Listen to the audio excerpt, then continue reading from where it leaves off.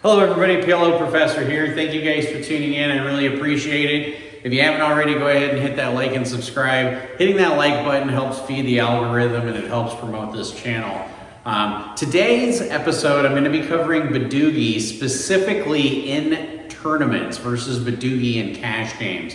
Now, give you guys a little bit of housekeeping. First of all, if you haven't already, go ahead and order my book, How Not to Get Scooped. It's on Amazon for 30 bucks. It's 184 pages, covers every single split pot game that I'm aware of as of today.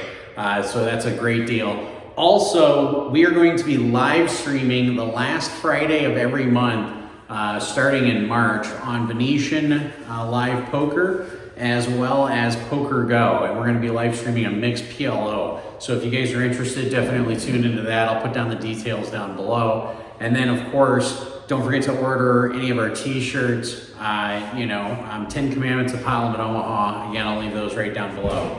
But getting on to today's video, we're gonna be covering Badugi, okay? Now, Badugi is a common game that's in a lot of the mixed draw games, and there's two different variations. There's pot limit Badugi, and then there's limit Badugi. For all intents and purposes, today I'm gonna be covering limit Badugi, specifically tournament style, because pot limit Badugi is a little bit different, actually substantially different. But moving right along, the most common mistake or the biggest leak people have is the starting hands and in position and exactly what they mean in Badugi. First of all, a Badugi is 4 cards of different suits. The nut Badugi is ace, deuce, 3, 4. For example, ace of spades, deuce of diamonds, 3 of clubs, 4 of hearts. So you have to have 4 of a different suit, 1 of each suit, and they cannot be paired. So if you have like ace, deuce, 3, 3, even though you might have the 3 of spades and the 3 of hearts, without another spade or a heart being in your hand, that is not a Badugi because the hand is paired. So you would have a 3-card Badugi. And the simple rule in Badugi is any 4-card Badugi, even if it's king high, beats any 3-card Badugi. But now that you guys already know that, you're asking, Professor, what do I start off with? What if I'm dealt a Pat Badugi and I'm under the gun? What if I'm dealt a Pat Badugi and I'm on the button? So here's a few things. The most common mistake people have is they don't draw to a strong enough Badugi, okay? For example, I've seen a lot of people where they'll end up having, say, like Jack, 7, deuce of 3 different suits, and they end up drawing 1 from the word go, because at the end they'll end up with like, say, a Jack, 9 Badugi, okay? And I'll call them down and things of that nature. But the problem that I see is that their best starting hand is either, starting with a Jack or starting with a 9, and both of those are very common mistakes, okay?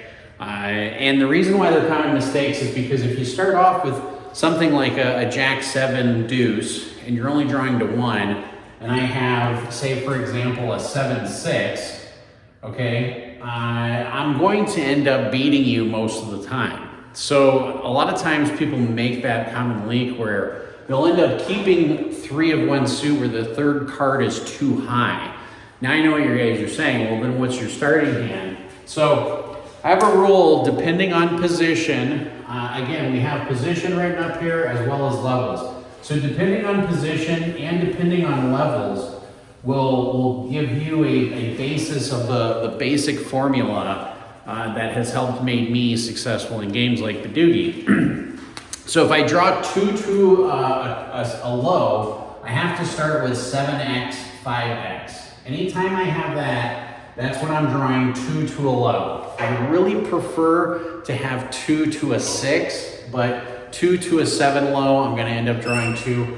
As long as I'm either in the big blind and there's only been 1 raise, I'm in the button, 1 or 2 raises, depending on what level of registration I'm at. If it's before the end of registration, I'll peel it off with 3 raises before end of registration. Between end of registration and making the money, usually if it's 1 raise, I'll peel it off. If it's 2 raises, I'll end up folding depending on how many big bets I have.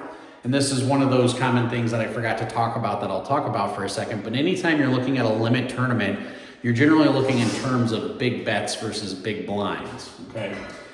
But if I'm in pre-registration and there's a bet and a 3-bet, that's something where I'm going to call. Like I said, end of registration, close to the money. If there's one raise, I'm going to call. If there's two raises, I'm probably going to pass.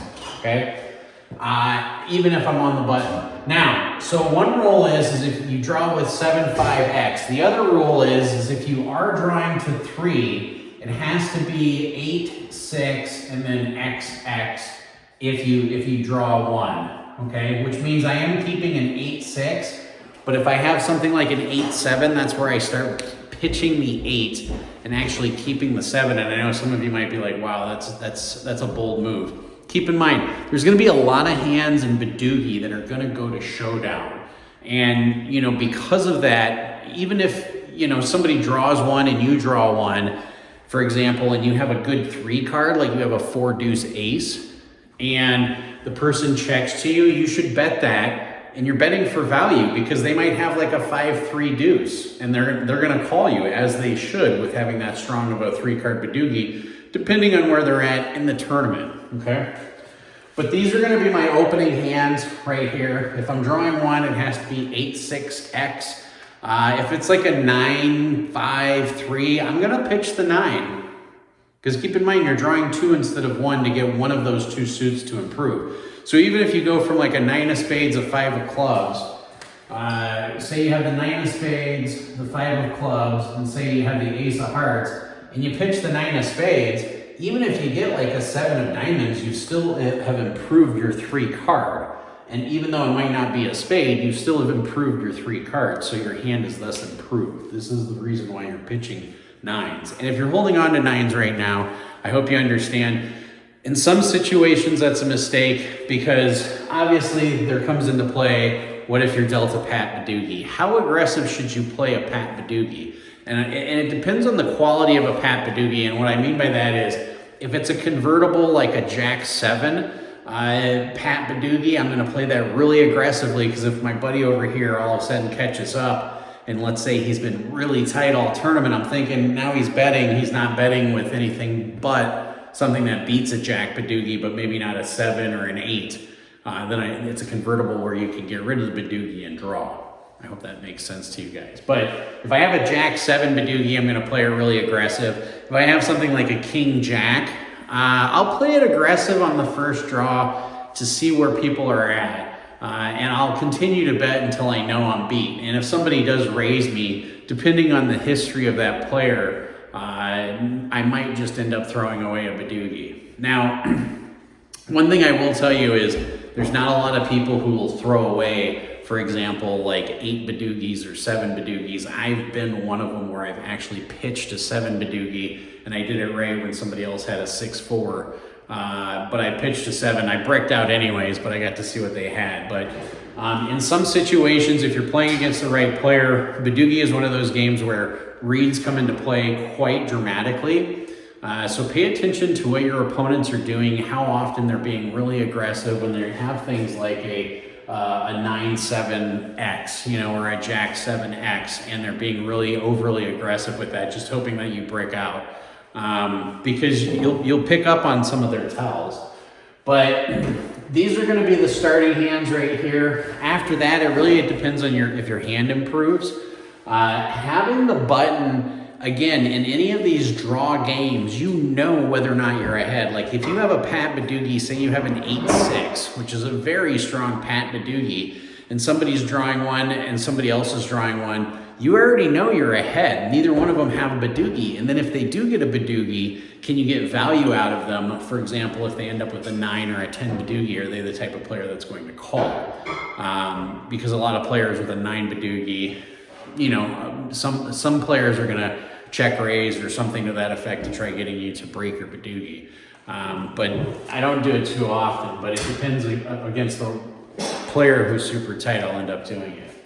But yeah, I hope this helps you guys out quite a bit. Again, Badugi, you get 4 cards, you draw 3 times. It's usually in with the mixed triple draw as well as the dealer's choice. The biggest difference between limit Badugi and pot limit Badugi is immense. On pot limit Badugi, I am going to be drawing ultra aggressive, meaning if I have an 8-5 ace, I'm probably going to pitch the 8.